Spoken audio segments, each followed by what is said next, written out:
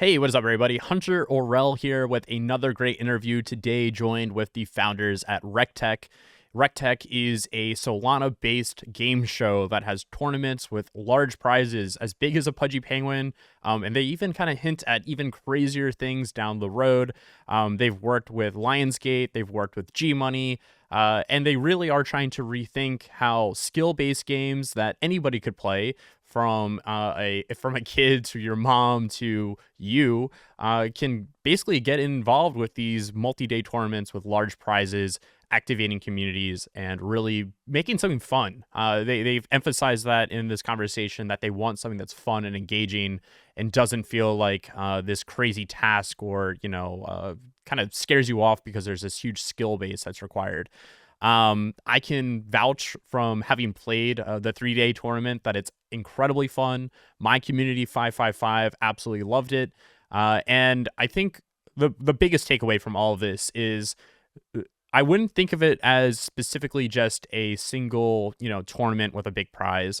I think that they are offering a way to basically give products, projects, ecosystems, token launches a completely unique way of gamified incentivation, to jump into a tournament and to reward them with tokens or NFT mints, whatever it might be.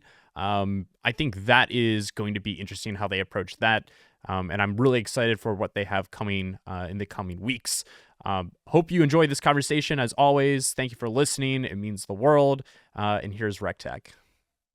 Let's jump into this because I've known you guys for a while now, past cycle, and I always love talking to people that have stuck around. I think it's a rare thing for this space, and I think it's more visible than any other industry just because of how socially, like, forward facing a lot of this is, and you can really see, like, oh, they disappeared. Where traditional business, you're building a software company and you have somebody disappear for 2 years and come back, like there's a real disconnect there. Um, but yeah, you guys have been around forever. One of the first companies actually that I think talked to on like a venture side kind of Mhm. conversation. And we never ended up doing anything on that front, but I've loved your energy. I've loved what you guys are doing because it's very unique, and I think the origin story is one that people should understand. So let's jump into that, I think, first and foremost, and who you guys are. Cool. Yeah, hey, I'm Jordan. Chris and I are co-founders of Internet Game and RecTech, which is the thing we're launching right now. Yeah, origin goes story goes back. It's over 3 years now. Him and I started talking about building a company together in like 2020 during COVID, and mainly we're just really excited about interactive entertainment, and I mean like actually interactive. Like Instagram's not really interactive. You're kind of looking at things that people posted like 2 hours ago. Netflix also not very interactive, right? But like game shows like HQ Trivia and like Clubhouse and Pokemon Go, things that like change people's lives for a week, right? You're just like, oh my God, this new thing, it's so interesting and fascinating. And what's the future going to be like? And um, so we got together, raised a little bit of seed funding, just like a little angel round, and then wanted to do some experiments in live interactive entertainment. And we'd never done that before. So we're like, let's just do 3 small scale tests, like mini MVPs, get some experience in this. And this is around the time that Squid Game had just come out on Netflix. And this is during the NFT bull run in 2021. This is like September 2021. So we decided like, hey, let's make our own version of Squid Game. Like those games are super simple. We've never made games before. Like I can code. So we'll make some simple games in JavaScript and let's buy a Bored Ape as the price and use that as the carrot. So did that. Like, Chris went and figured out how to do Discord marketing, while I figured out how to make games that people couldn't cheat. Um, which and is which is a very important part of this. Oh Oh yeah. yeah, yeah, yeah. We it's tough. The game design process has been the most fun, for sure. And yeah, we ended up making some games like very similar to Squid Game, that they're really simple to understand, easy to play, like kids games basically. But it means anyone can be good at them because they have a mixture of luck and skill. Like for example, the first game was one of those memory tile puzzles, so like a grid of like 5 by 5 or I guess 6 by 6, and then you flip over 2 tiles. If they're matching, great, you got them. Otherwise, they flip back over. And we called it mem fucked because it would fuck with you if you got stuff wrong. So if you missed 3 in a row, the outer ring would like shift, or it would like start rotating while you're playing it, or it would flip. And your score was based on how long it took you to get all the matching tiles, right? So easy.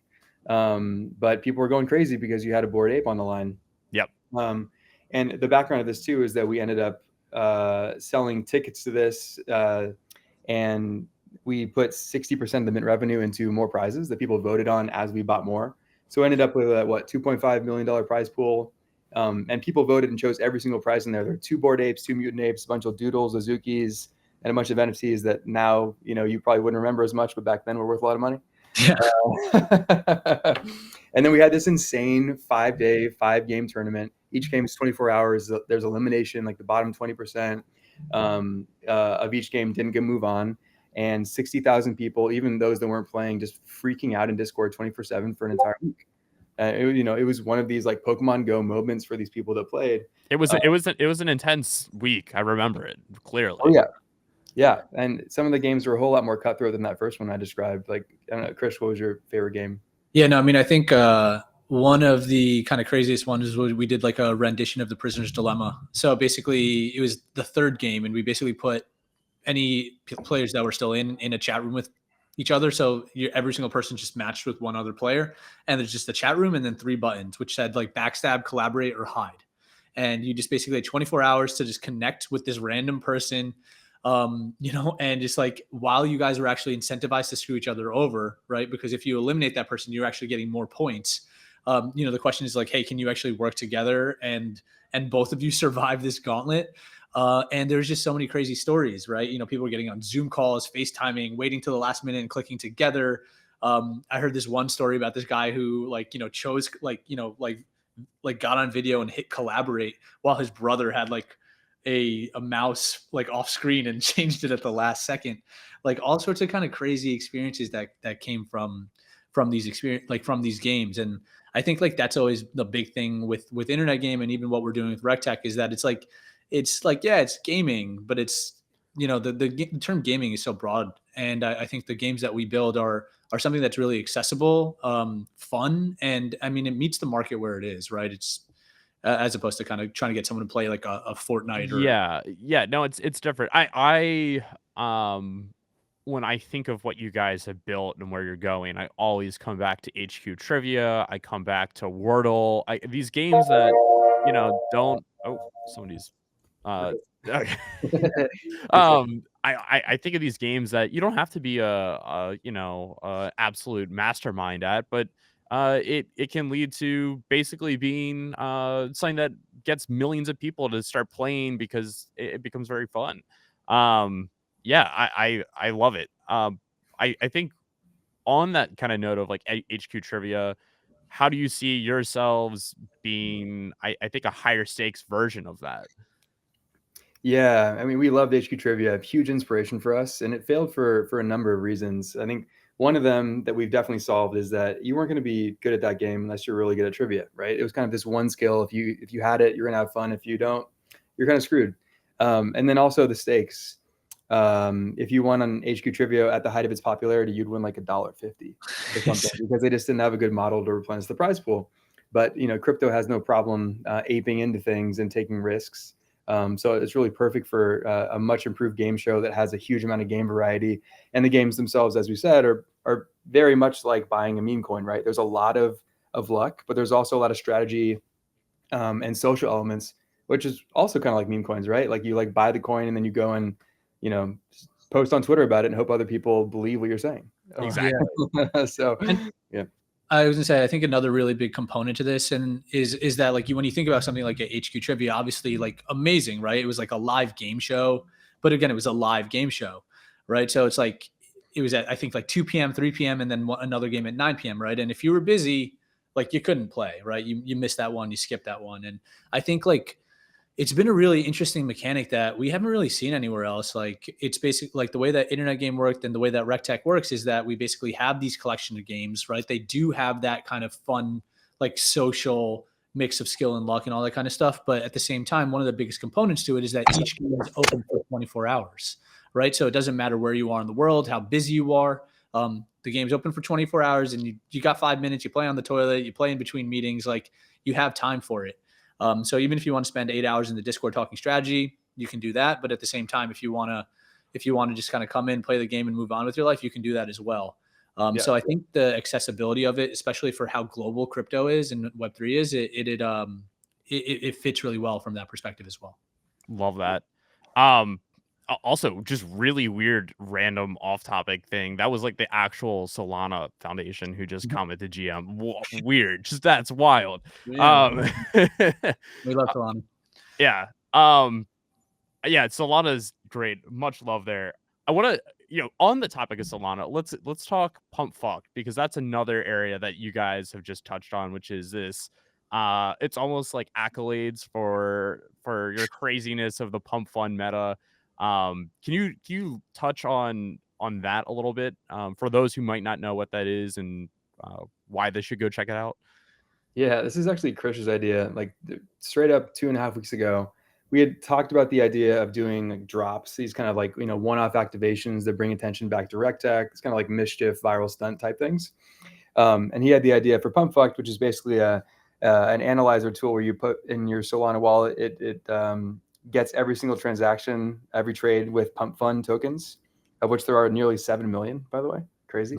And then, puts together like a Spotify Wrapped of your trade history, your worst fumbles, your best trades, and then makes it really shareable to Twitter. It's got a leaderboard so you can see the people that have made the most money, people that have lost the most money. And then it gave out these fun achievements. And if you got one early enough, you could mint a REKTECH mystery box. It was fun. Yeah. Go ahead, Jordan. One last thing. The only reason why we're doing that is because we figured out that Cursor allows you to code like 100 times faster with AI. And I was like, oh, I have time to do this. So built that entire thing using Cursor in about 2.5 weeks. I had never touched Solana blockchain code before ever. What is it like working with Solana? Because I talked to a lot of people that are on the EVM side, and they're like, oh yeah, it's super simple.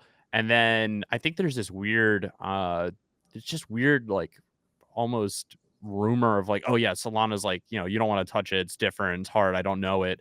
But it seems like a lot of people, even you who has never touched it, it's super simple once you get into it. It's just very different from EVM. And Yep. maybe that's where the thing's coming from, because most people learned on Solidity contracts. It's just a completely different paradigm of coding. But yeah, no, I mean, we love Solana. It was a big question for us when we came to like, okay, we're going to relaunch this thing, call it REKTECH. Which chain do we want to use? And after talking to the Solana Foundation team, we're like, this is definitely the move. We actually love how much more centralized Solana is in a good way, right? Like the organization of it is centralized because it makes them better at decision making. And if you have a problem, we have someone we can call and ask, and then they have a direct line to that person that has the answer, right? Like you can't call Vitalik and ask him something, right? No. So it was base or Solana. We chose Solana, and we couldn't be happier. Yeah. And I think that like the pump fuck drop, I think is also like, it kind of illustrates really what we want to do with REKTECH, right? Like I think that REKTECH and even really Web3, when you think about Web3 and what it is, it's really three things. It's technology, people, and like decentralized or permissionless assets. And so it's, for us, I think that there's something to be said about like, how can we as REKTECH like build things that, have people involved, have technology involved, and permissionless assets involved, and do these kind of fun experiences for people, really all centered around fun.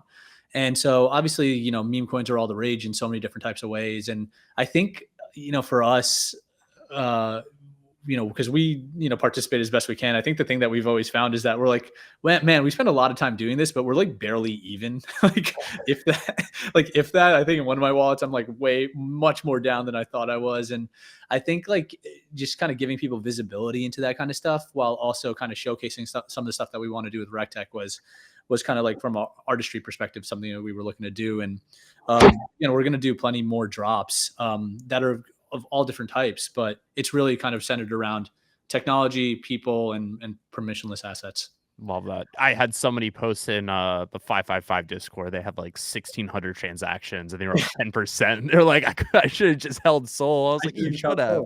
No, I mean, I joke about that too. And I mean, I don't know if you remember the logo, because like the logo is like Pepe the Frog, like kind of snorting this pump fun pill.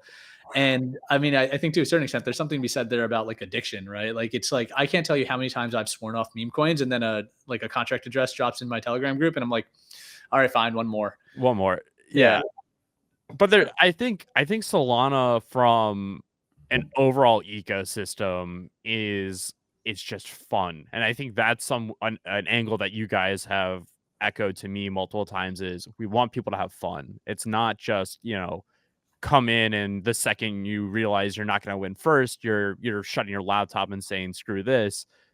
Each step is like, oh wait, I want to see what the next one is. I want to see if I can get first place and have some like, get some clout on that and like be able to like talk shit to my friends. And that social aspect of it.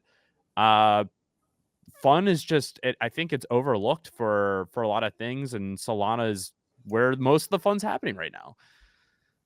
Yeah, 100%. I mean, it's even more fun to just have Phantom send transactions faster.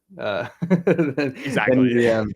Yeah, I think our philosophy as a game company has always been around making games that are really social, and as a result, when you like leave the game afterwards, you feel like good.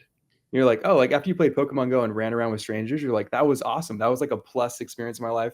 Versus playing, say, like I don't know, like a Candy Crush or going and pulling a slot machine a bunch of times. You kind of feel like icky afterwards. It's like this like addictive thing. Yeah. And I think meme coins has that to some degree, where unless you made a tremendous amount of money on that trade, you probably walk away being like, even if you broke even, right? It's like, oh, I just wasted my time, as opposed to what we built with season 1, where people were saying it was the best week of their life and they couldn't wait for it to happen again. Like that's what we really try to make experiences like that. Yeah, for sure. I think like the simplicity is also like a really, really big focus. Is just that like the games anyone can play, anyone can win. I think that we've played skill games before. We've made plenty of skill games before, and like people can try, but you're gonna get crushed by like the esports player essentially, and there's nothing you can really do about it. So for us, that's like a big component of the games that we build are games that really like anyone can play, anyone can win, and even if you did bad yesterday, you have a better chance. Your odds are just as good today as they will be tomorrow, so on and so forth. So, I think that is a big component for us with regard to even kind of the everyday Web3 participant, retail investor, consumer, whatever you want to call them. It's just like, yeah, like you're doing all these different types of things in Web3. You're, maybe messing around with DeFi, you're checking out different chains, you're in the meme coin game, but like this is just like another thing that you can do. And again, Hunter, I think you were right on the money when you kind of use the word Wordle, right? Like we actually, the term of art that we use internally is degen Wordle, as like kind of a way that we describe our games. Degen Wordle. Yeah. You know what? I always joke. I was like, I want to see on chain that you actually got that Wordle. Prove it. I want verifiable proof that you got it in one guess. One area that's super interesting to me with what you guys are doing happens to fall around this idea of community. And I spent an hour yesterday on with Pudgy Penguin's community lead. And we just kept coming back to this idea of like, hey, if you don't have a strong community or you're not activating a community, you're going to be set up for failure. We just did for a quick activation with my community. We spun up a activation where we did 3 days of 3 games for 555. And I noticed that for the first time ever, you guys managed to break up, token chat or FUD chat or market chat with people only talking about the tournament. And like, so all of a sudden my community, a subset of, players on REKTECH who have like a 555 tournament it's all that they're talking about. And I think that was like a click moment for me of like, okay, we're a subset of like a larger user base and it matters to us specifically. Which I think you guys adding that in is amazing. And I think you figured that out with like G Money's original game that you guys did of activating a name around a larger thing. And then the other side of this is like, you guys have figured out a way to incorporate a bigger brand next to what REKTECH is through PFPs and why that's important. I know that I just yapped a whole bunch here, but I think we should start on activating specific communities and then get into fostering your own community and why that's important. Yeah. So after we did seasons 1 through 3, and Yeah, we did season 2 with G Money, and then we did season 3 with Lionsgate for the Saw movies for Halloween that year, and Magic Eden and GameStop. And that really opened our eyes to the fact that other people really wanted what we built. You know, like Lionsgate reached out to us, right? We're like, whoa, like, oh my, Saw movies? Like, wow, that's cool. And at the same time, we were getting tons of inbound from other Discord communities and other NFT communities. People were like, we love season 1. How can we do our own version of that? So when we rebuilt everything over the course of the bear market, that was a big thing for us, was making this a full platform play that can have many tournaments running simultaneously, and even making it so the games themselves can be customized, ranging from the rules of the games to the backgrounds and the colors and everything, and really make it feel like your own. So that's been a big part of our go-to-market process, is teaming up with these existing communities like yours that have people that haven't heard about us, and being like, hey, do you want to play this awesome 3-game tournament? We'll customize it for you, and you can put up your own prizes, your own assets, or whatever, give away your points, etc. And it's, Chris can tell you, because he's on all the calls, it's a resounding yes. Oh yeah, no, for sure. I think that Jordan hit it with especially with all the inbound. I think that interactive content is something that is very much desired by really a lot of different, brands, projects, communities, et cetera. And I think that a couple of things that we found as kind of game developers is that one, building games are expensive. And then 2, even if you do spend the money, it's still really hard to do right and be fun and all that kind of stuff. So, there's a couple different routes. It's like, okay, cool. You could be a platform, or you could be like an agency. And obviously the latter wasn't of any interest to us. Right. So us being able to essentially within a couple clicks of a button, right? Even with you, Hunter, in the 555 one, I think we moved it a day, right? We're like, all right, cool. Just change the day. Yeah. And it's so easy for us to do that. But the other thing that we kind of say internally is that playing is believing, right? So it's right now you think about all these Web3 projects and the way that they come out on the scene. It's oh yeah, cool. We can come and do a space, or we can do a allow list and the collab manager type thing. But why not just run a tournament and see how you guys like it?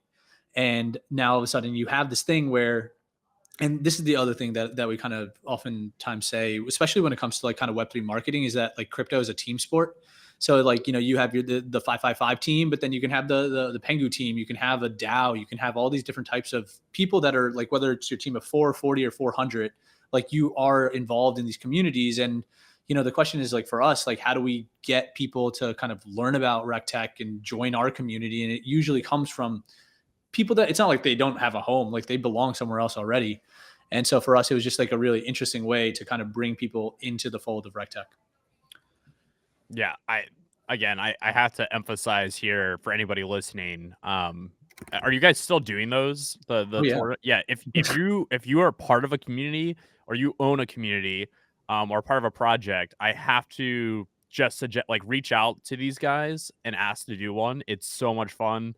I'm not sure if a lot of people from 555 are listening right now, but the resounding answer was a yes of, we like this. This is fun. I think the first day I was in first place by a large percent, and it really pissed off the server. And so they were like, oh dude, it was bad. They were like, we have to make sure he loses. It was bad. But it was a really fun time. You guys, I think I came second to last. Because day 2 I got 0 points. I got a little greedy on day 2.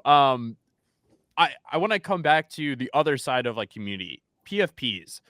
I think you guys, when we talked offline or privately, a thing that you said that I wanted to make other people really understand, if you're running a project, a business, a protocol, whatever it is the idea of online social recognition, and also having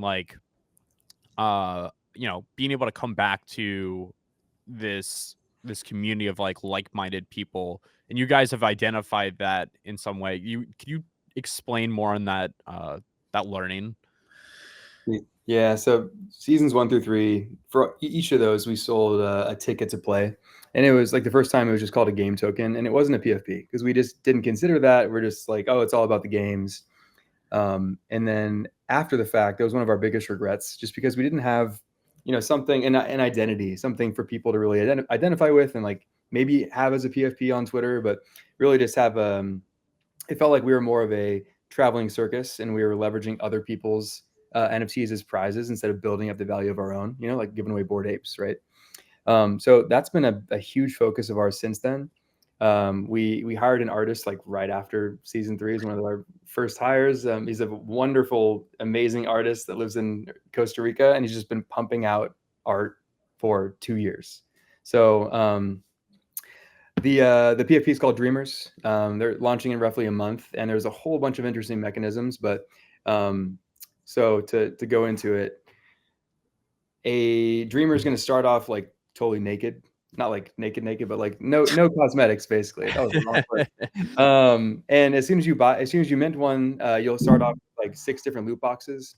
And loot boxes can have, anything from hair, eyes, glasses, auras, halos, shirts, clothing. Like I think there's 12 different trait slots. So, just like a video game where you're customizing your character.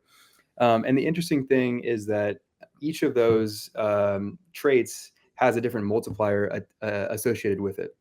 So like 0.1 or 0.2 or something like that.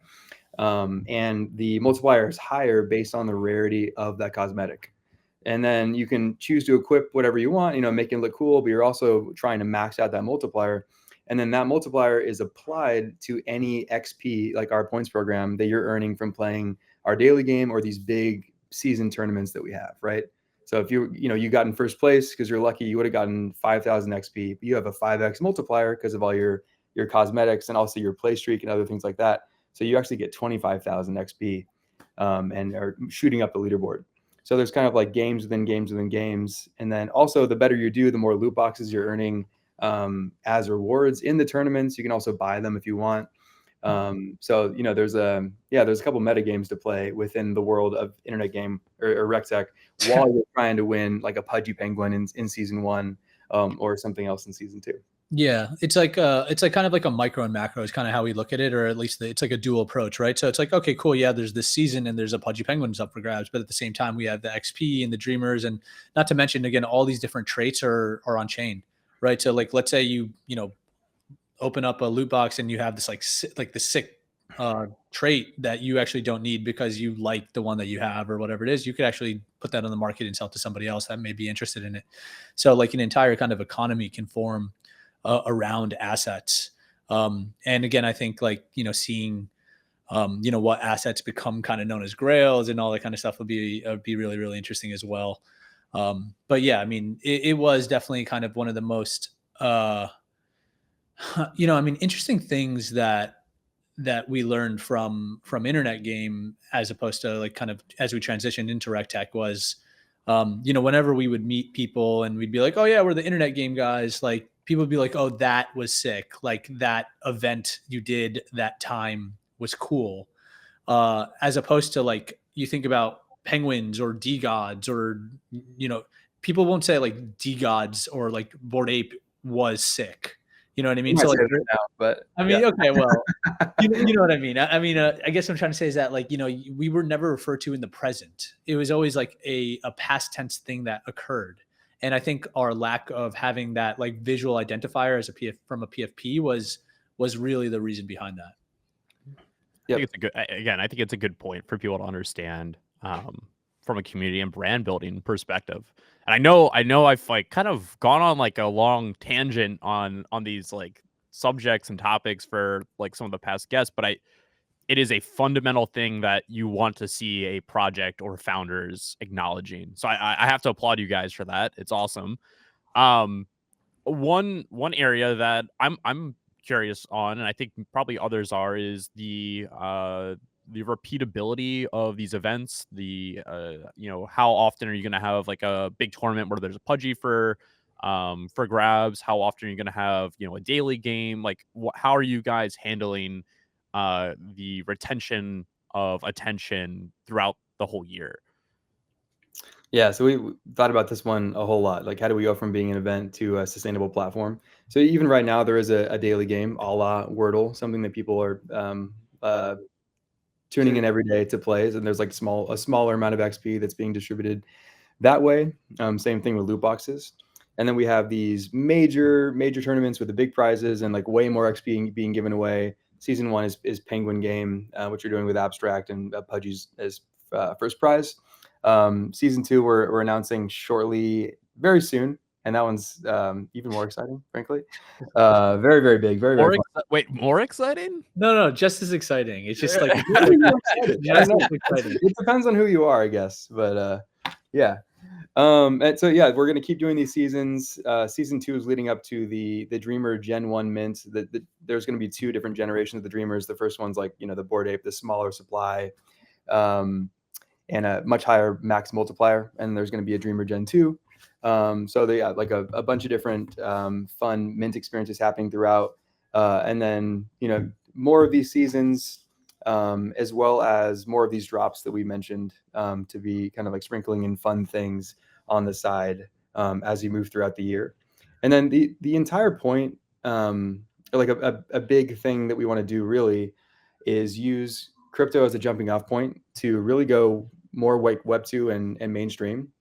We do think that there's totally room for an HQ Trivia to be a global phenomenon that your mom is playing, not just the degens that want to win a Pudgy Penguin.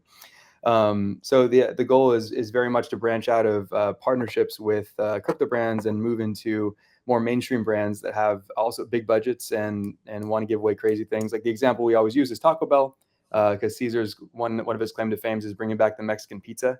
Way back when. Wait, whoa, time out. Pause.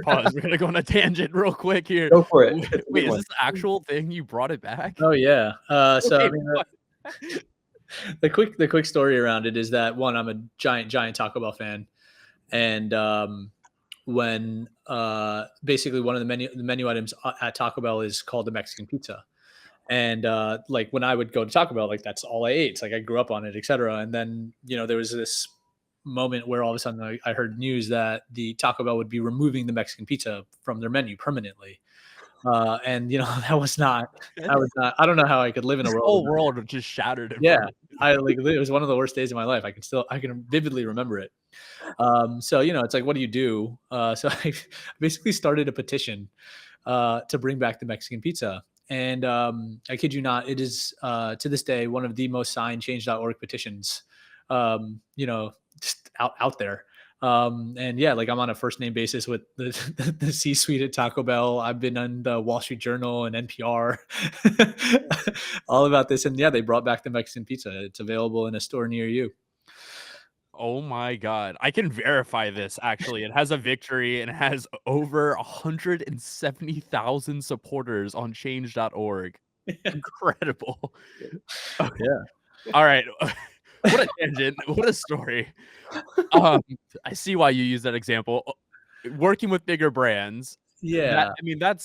I get it. If you could do something where you're activating an entire outcome based on, hundreds of thousands of people jumping into a gamified version of a decision or a reward or whatever it might be. Exactly right. And I think that, so like, I think because what you're really kind of tying, there's two things that we're really tying together here, right? And I think, Hunter, the question's good, right? The question is like, how does sustainability work in the near term and the long term, et cetera, Yep. right? And there's a number of answers around that, right? I think that like, even when we did, like, again, just put it in perspective, right? Like season 1, that was $2.5 million worth in a season, right? Like imagine we split that up over 10 seasons, right? Like it's still equally, like we didn't really have to go about it that way, but we did. So I think that there's answers there in the micro, but then simultaneously, I think the idea, and again, tying back to another kind of area that we covered, was the number one thing that we know that people want is interactive content, right? But then it's really, really hard to do.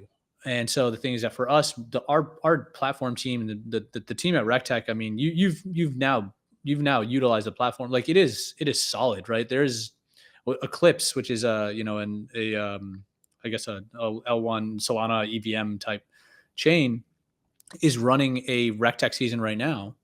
And they have they had 11,000 people participate, and it's just like we're here right now. 11,000 people. They had 11,000 mints this week. It's running right now, and we're hanging out here with you. And that's actually, it's not a testament to us. It's really a testament to how amazing the tech is behind this, and really the kind of the malleability and the platform scalability, et cetera. So, for us, it's like we actually can build what we set out to, which I think is a really great thing. So, for us, again, like I know I'm just talking a lot now, but like when we did season 1 of internet game, like if you told us that we'd be working with Lionsgate 8 months later, like, so I think that, like, for us, it's just like we've seen it already kind of take place and happen, and now we actually are incredibly more prepared for those types of opportunities. I I love the fact though that you guys are thinking about the non-native side of this because one, brands want that. They don't want their, I would say, consumer bases or their fans or communities coming into something and then having to deal with, what is a seed phrase? What is a wallet? And they can natively feel like, okay, this is the same thing as if I were to go and use like gaming. I always say like mini clip was a great example of like OG online gaming where you just had to enter in a URL, click, and you could be playing Snake on any computer. And you could, flex at your friends around you or whatever. But there's a lot of games now that I see that I have to, I have to go mint something and then I have to, connect, and we're getting closer with like Privy and some of these other companies that are building out this tech that allows you to just drop an email and everything is behind the scenes. You don't have to know a thing about blockchain. You don't even have to know blockchain exists or is powering what you're doing, Mhm. but they can just jump into it. Yeah, shout out to Privy. We've been using them since the beginning to make this really simple. And yeah, to this day, you can log in with your phone number, or email, or whatever, or you can connect your wallet and then add like 30,000 more wallets to the same account, right? It works for the deep people in the trenches and also the Web2 people. Yeah. Privy has to be like I don't know what their valuation is, but it's They're gotta crushing it. be like $1 billion at this They're point. awesome. No, I mean, it couldn't like, I mean, I was talking to Max, who's their, I guess their head of BD and all that kind of stuff. And like, one is that like Max and Henry and the rest of the team there, they're like the nicest people. They are the nicest people. And to see them like as like the kind of de facto, like kind of login solution, it couldn't happen to better people. They are so awesome and so supportive. So yeah, we really love them over there. They're crushing it. They are crushing it. I'm curious, and maybe to get more, uh, I mean, what you're using Privy, you're using Solana. Are there any other technical partners that you guys are like thrilled with or are using? I don't want to, I guess maybe put like the thrilled label on. In terms of like Privy, like, kind of infrastructure tools, that's pretty much it. And they've allowed us to do a ton of stuff that would have been really difficult to do. Like this upcoming Penguin game season 1, there's actually a mint happening on Abstract as well as on Solana, which is like, funky and different. But you can connect your Abstract wallet, even like the global one, and then you can connect any EVM chain and Solana and your email and your phone, and you could have those on one account, or it's Oh super, wow. super flexible. Yeah. It's Like, when we set out to make a platform, we really needed to make it flexible like that, so we could support someone like Eclipse, selling a mint pass on Eclipse chain, and then people coming in and being able to play with that pass on our platform. yeah. Like, I mean, I think really like we're effectively cross chain and it's because of Privy, and I think like that's really amazing. Cause like, I think it was one of these things where especially back, that was actually one of the things that I talk about a lot. Like when we did season 1, like the stuff that we had to do to make it work, like Jordan literally had to like, I don't know, I shouldn't say, I'm saying it on a stream, but like we had to like hack OpenSea.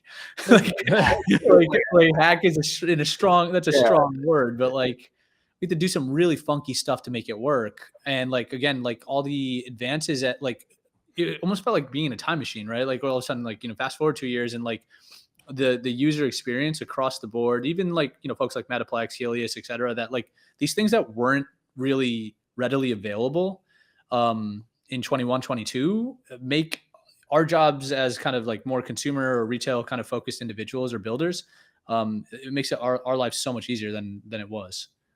Yeah, we've advanced so much on the user experience side, but also on the developer experience side. Imagine not having Privy and trying to do this. Imagine not having like, and not to like shit on EVM or anything, but Solana has not only made this super simple from like a speed perspective, but also they are accessible to the point where I know on the gaming side where I've had portfolio companies who are like, "Oh, we need this," and so like they're reachable. That Yeah. if you have questions or you have a concern or you're not sure, they are reachable, and I think that expectation is slowly starting to creep throughout the entire crypto ecosystem of like decentralized is not an excuse for being like, well, it's like figured out, like, everybody else is there to help you, not us. Like, we're not centralized. Yeah, Right. I think you're definitely seeing that with especially these kind of like the next gen chains, right? Like even like it seems like Bera has like a really great community, and again their team is super accessible. Same thing with Monad. Um, and I think it just kind of goes to show, just because, yeah, even this is another kind of interesting kind of tidbit, but like even with other projects on Solana, like getting in touch with them, and like even the support, like almost like project to project is so different from kind of like last with internet game. We're like, hey, we're launching on EVM, and we're talking to another project. They're like, so like who cares? Like, and then but I think in these like kind of next gen communities, even from a builder perspective, it's like, oh cool, like how can we work together, like what can we do, and I think like that's a function of culture, at the chain level. So I think that definitely is kind of the best practice today, just because it's freaking hard, right? Like there's less people here than we think, and distribution is key. You guys seem to be leading, I guess, a charge here that I see very few doing. I see some very I can't say that with stream. I see very smart founders and companies and ecosystems understanding that coming at this from a closed wall ideology of like, hey, we launched on ETH, which means we're only going to operate with other ETH companies, and we're not going to think about becoming like, oh, where's our sister collection on Sol, or launching a Sol token, even though we're on EVM. You guys clearly, unless I'm misreading this, think that the future is multi chain, and you can have different assets on different areas, and you're gonna start to see infra like Privy allow you to connect all of that together, where you have advantages to each one. Yeah. I think that's definitely the move. I mean, I used to joke that like again last cycle it was like everyone would like kind of pick their nation state and like only kind of operated there, right? So like Solana maxis, ETH maxis, like even like I frankly didn't have like a Solana wallet until probably the somewhere between 22 and 24. And that was just because I just like was like a MetaMask ETH guy, right? And It's crazy. It's a yeah, terrible mindset to have too. yeah, and I think that even you're starting to see also these kind of the ecosystems themselves, because I think that was also kind of that was always like slightly a little bit of a concern of mine, frankly, just because there is this like it's I don't want to call it an IP war, but it's this thing where it's like, all right, cool, you have all these different chains that are over the course of time becoming more and more commoditized, right? So then to a certain extent, it's a function of like, all right, well, who's on your chain, right? And like, how do you get them exclusively on your chain? And I think that's still kind of a little troublesome. I understand why each ecosystem would want that, but at the same time, like as a builder, you really do need to focus on distribution and being accessible and getting eyeballs on you wherever you can. Um, and and so like I think that like at the infra level, having that ability to be cross chain or across different platforms, and having technology that is accessible to people regardless of where they are on chain, is the way to go. I think hopefully a topic or an ideology I hope most listeners take away from this and understand. Maxi mindset, very dangerous. Mhm. Stay curious, even if like I force myself to go and, touch Avalanche and start trying it out. I force myself actually the very beginning of the cycle, everybody was like fudding Hyperliquid and being like, oh, this is crap, don't touch it. Very, very lucky I did not listen to like the general consensus there, because, not life changing, but like I'm not gonna, you know, get upset about six figures of a, airdrop or something like that. I mean, that's significant. So you gotta stay curious, you gotta stay trying things out. Um, I'm curious on your end on the ideology of new, and you've kind of touched on this from a development standpoint already, but AI integration into workflow, but also into the product. Are you guys exploring that for the gaming side in any way? And how, you know, whether that, because we haven't really seen any like thing around like the Wordle or HQ trivia side try to approach integrating AI. Every single conversation I've heard has been like, oh, it's for NPCs. And, the future of GTA 6 is going to be incredible because it has the best AI characters and everything's generative. Like it feels very specialized. But on the lower end side, I think or like lower skill and like lower barrier entry side, it's a little bit different approach, possibly, right? Yeah, no, we've definitely thought about this. I think AI can enable a game that otherwise wouldn't be scalable to do, to make it really scalable. Like the one I've built so far, that was just like an experiment. We never like launched this, but it was AI 20 questions. So the AI chooses a word. It could be any word, right? Like it let it choose anything it wanted to, and then you ask the AI 20 questions. And this is like a year ago, before AI was really good. So I included a certainty score with it. Like if it was meant to answer yes or no questions, and then it would give you a certainty score of like, how sure is it that this is a yes, right? And it actually worked really well. I'm sure today it would be flawless, but that would be something that would be pretty hard to code without AI, or having like a human do that. So That is actually such a I would play that. Yeah, I it's would fun. play that. That's Right? actually fun. It's challenging. It was Yeah. quite hard. Yeah. The best. Actually, this is a fascinating idea because I saw somebody launched a project and it was with my good friend Chris and George over at Ghost Logs. I think they did the indexing side of it for them, but they were like, "Hey, if you can convince this AI to release these funds, it will release it to you." Yep.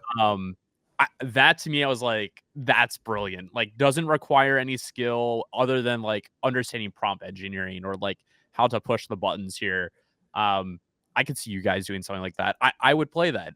If I had known about that while it was happening, I would have been in my chair burning ETH until I got it to give me the release the funds. Yeah, we've got a couple ideas for that are in our pipeline for the drops thing. Yeah. Yeah, AI is cool. And on the coding side, yeah, using Cursor like it was like a holy crap moment. Like those are very rare in life, where you're like, oh my gosh, this is literally 100x in terms of capability. And yeah, using Composer Agent in Cursor with Anthropic Sonnet was one of those things. Have you tried O3 yet in Cursor? So only Anthropic is available for the agent mode, which allows you to, it like does everything for you basically. Okay. You can use any model, including DeepSeek, in terms of the chat, but then you'd have to manually apply all the changes it recommends, which is slower. Yeah, A lot slower. I think unfortunately. I think that's good. It's just going to change the game on the coding side. Like you said, never touched Solana, and 2 weeks later, you had a brilliant working product. That, I mean, aside from not being able to like go like crazy with it, like it wasn't like a fully working like DeFi app, but it was able to pull all this information and accurately return like, okay, here's how well you've done on Pump Fund, which I thought was brilliant because I don't know where I would have started with that. Yeah, it would take him 3 times longer, easily. Easily. So I want to make sure people understand this where you guys are at right now. You are in this phase where you have these mini tournaments going. So if you're part of a community or ecosystem that's listening, reach out to the right people and get them in touch, and they can do their own 3-day tournament. And then you have the big bad. It's a 7-day tournament for this next season. No, so they both run. So yeah, our seasons, they basically run 4 days, like effectively 5 days over four games over 5 days, right? So I think that the thing that we oftentimes saw was that like, oh, like we don't want to run on a weekend. Like a lot of people kind of tune out, and you don't want someone like forgetting to play. So for us, it's like every game starts on Monday and ends on Friday. Right. So it just runs through during the week. So like, in between work or after class or whatever it is, like you kind of come and play your game and make your way. It also is a little bit sustainable for us so that we can have lives, Saturday nights or whatever it might be. Because I mean, running these tournaments, they definitely take a lot of effort and manpower as well.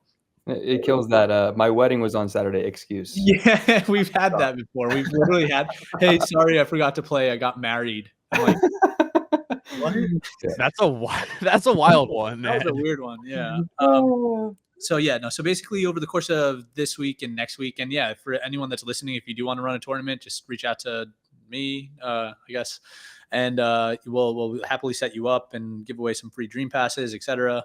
And then not next week, but the week after is actually where we're doing our ecosystem mint. So that is the dream pass. And like, for us, I think that this is a really important note, that the dream pass is basically the way that you get access to REKTECH going forward.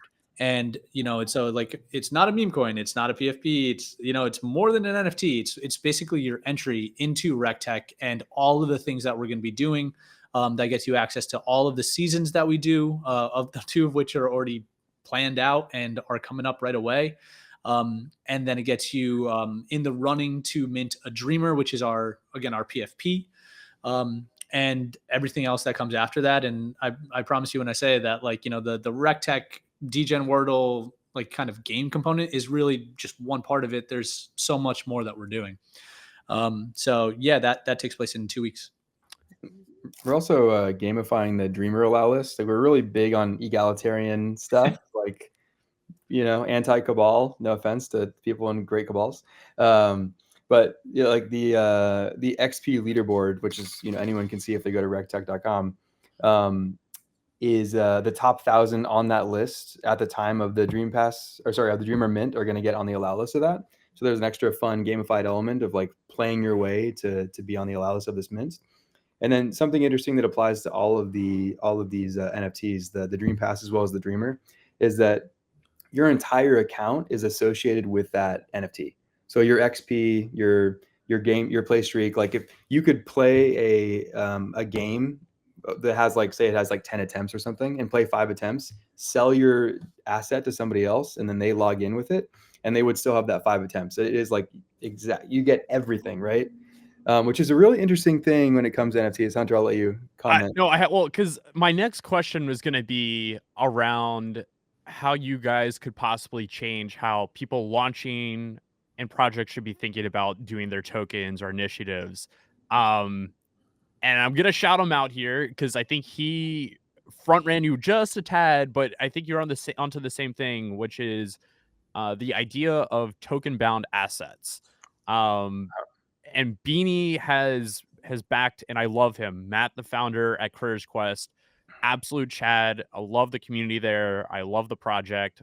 But they've basically told people, look, if you're gonna launch a token, why not launch it in a way where like a percentage of that is airdropped to all of these NFTs where it lives in the NFT.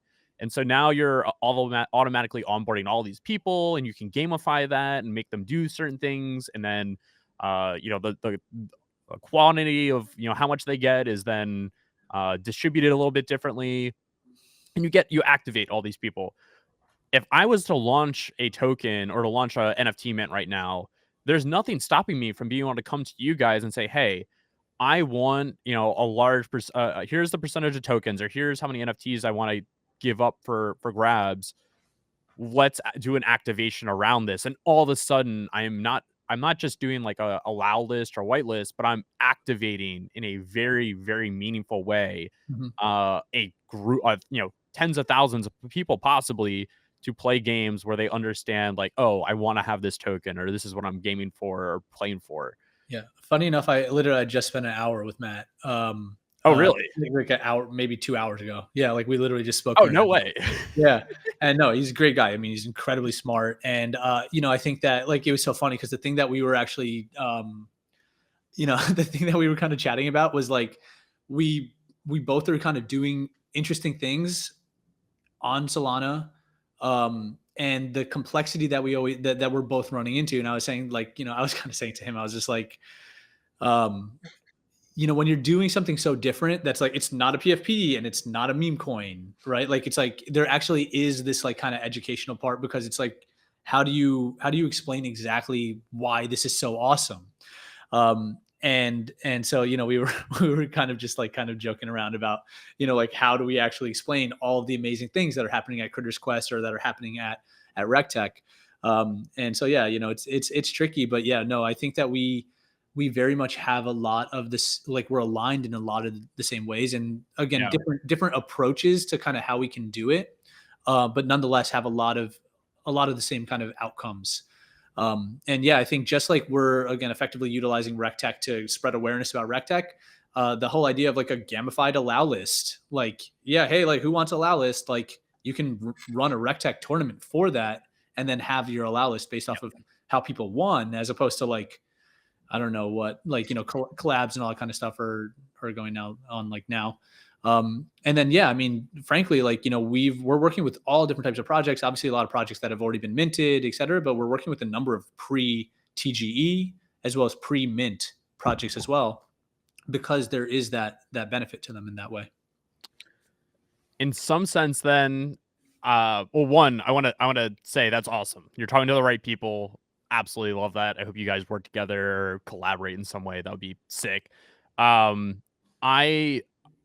love the idea of token bound assets. I also kind of view this as, how are we seeing pre-TGE get gamified or strategized or incentivized? All kind of buzzwords, but Cato's figured out how to do it on a social standpoint. Nobody has figured out how to do it on a gamified standpoint.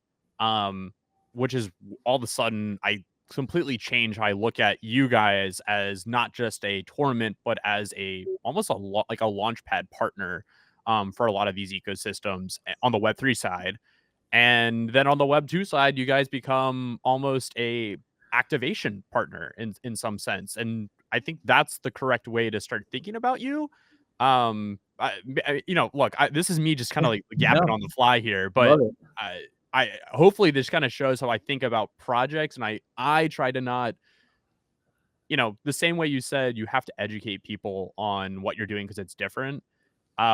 This is how I kind of try to look at people who are doing things differently and be like, okay, how do I actually understand like the value opportunity here? So I'm just kind of talking through that out loud. Yeah, it's hard to describe us. That's always been our curse, is trying to do really, really different things. And that's what we're excited by, like trying new things. Yeah. Yeah, we'd probably be a lot more successful. Like, we'd be personally more wealthy if we just did copy paste, but we can't do it. Yeah. Yeah, I mean, I think the best word to describe us is like a big Web3 game show platform, I guess. And then, yeah, the Launchpad side is really our way of hacking attention and bringing more people into the fold so they can actually play. And we always say that like playing is believing, because that really is the case. Like if you're playing for that Pudgy and you're playing the game that, the game you were talking about, was that Average Minds? Was it the one that? Yeah, yeah. Okay, yeah, like the one that Hunter mentioned earlier in the call is a dead simple game that by itself wouldn't be fun at all, especially if you play by yourself or there weren't stakes. Yes. You have to choose a number between 1 and 1,000. Everyone puts their votes in over 24 hours. If you chose below the average, you get that number of points. If you chose the average or above, you get 0 points, right? So like all of a sudden, I'm sure in your Discord, people are like, what do we do? Like they, these types of mind games really stimulate a ton of conversation. These games are so simple. So anyways, if you're out there listening and you're intrigued, but you're really not sure, come and play one of these tournaments, try these really simple games, be in the conversation, and realize that this might be the difference maker between you having a Pudgy Penguin or not. And then let us know what you think. No, for sure. And I think like Hunter, what you said is interesting, because it's like, well, how do you look at like REKTECH and like, what is it? And I think, I mean, frankly, I think it's a testament to really Jordan and the platform team, frankly, just because they built everything to be like kind of so extensible and malleable in so many different ways that like the use cases for REKTECH are, I mean, like, like we can be this consumer facing brand. And like, that's something that people can kind of index on, right? Because we are actively, we're not trying to white label ourselves, right? We want attention. We want people to be a part of the REKTECH community. We want people to be dreamers. We want people to identify as dreamers. But at the same time, the ability for us to effectively support other launches, other projects, provide them with entertainment, engagement, a way to attract people to what they're doing in a way that's like, hey, like we're doing this, man, come play in our game, right? Like, and it's just powered by REKTECH. Amazing, right? And then simultaneously, moving forward into kind of like the Web 2.5 world, and where when people really talk about like onboarding the masses, like that's something that we can do that as well. So like, I guess I'm trying to say is I'm just bullish on REKTECH. Like there's a lot we can do. So it's cool, but it's really just, it's all about that platform, man. It's really amazing. Guys, I'm so excited for it. I can't wait. It's gonna be. I think when the main tournament kicks off, it's gonna be really interesting to see how the timeline and a lot of these communities start reacting. And I know you have a game or two up your sleeves that are gonna drive some people absolutely nuts, and they're gonna hate you in a good way.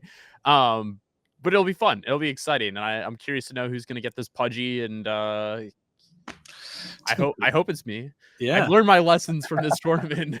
I'm not going to be as greedy. I've learned my lessons. I had a great start. Great start. Guys, I can't thank you enough for jumping on here. Obviously, I love what you're doing. I'm excited for it. And to the listeners, make sure you are following them. Reach out. Keep an eye on what they're doing.